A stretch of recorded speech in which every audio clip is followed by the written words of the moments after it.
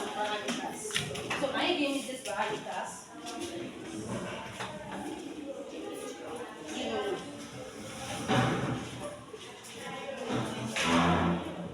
no, color, smell, good, life, good, shape, taste, good. These are the parameters you can use to classify matters.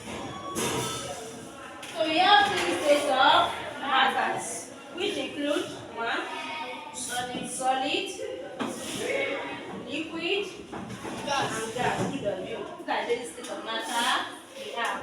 Also, we did some properties of these states of matter.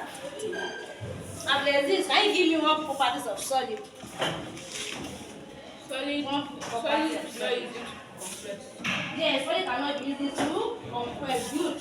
Another one property of matter of what? Of solid. Solid it does not flow. Good. What does it mean? I will not ask my question. Properties of it flows. Two.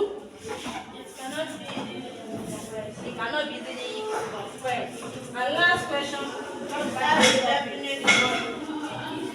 Properties of gas. Properties of gas. Answer. It can easily compressed. One more before we move to the next topic. It flows. Two things. Which are living things and not living things. So